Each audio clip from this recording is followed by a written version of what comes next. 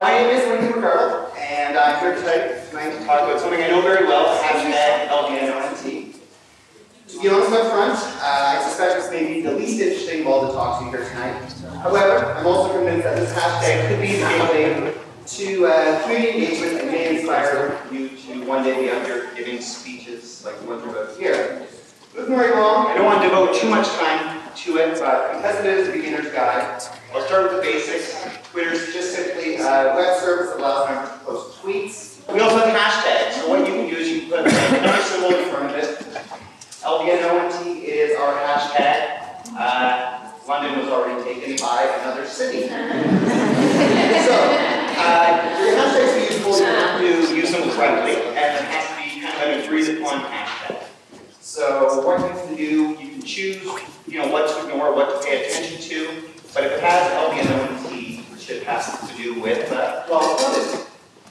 So when you have enough tweets that have the same hashtag, you do get a trending topic, and this helps people find out, what's happening in the community or nationwide, or what's going on.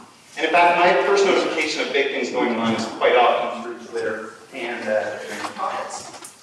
So despite our relatively small size, LDNONT actually does happen to become a trending topic quite often.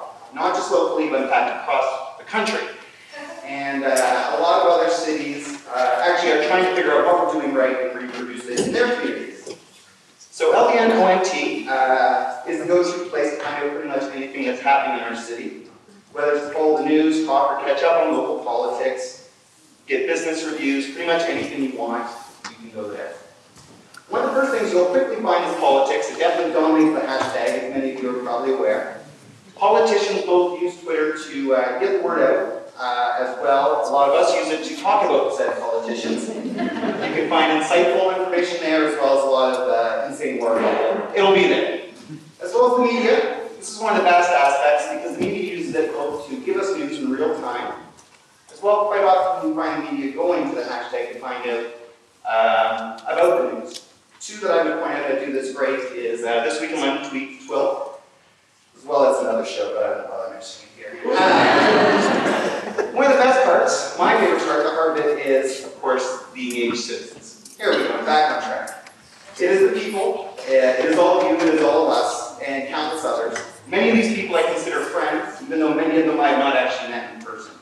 I've laughed with them, I've fought with them, everything in between. So, I don't claim they are London, but there's certainly a segment of it, and one of my favorites, actually.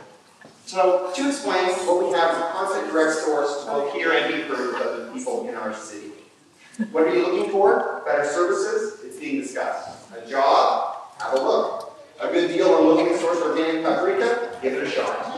I'm always amazed when people turn to the hashtag to find and how kind of seldomly they're disappointed. So, to be clear, sometimes people do get in fights and they argue, and you have people drop off Twitter and back on, and that's okay. It's a discussion that evolves and goes on with it. Of course, we do have community groups. As many of you, I'm sure, aware, there's a lot of really great groups that are doing important things in London, and this is a way to find out about them. Most people not on Twitter often complain there's nothing to do in London. On Twitter, what you hear is, how am I going to choose from all these great events to do tonight? Anything you want to find, Twitter is always the very first place I go, and I found stuff on there I didn't even know I was looking for.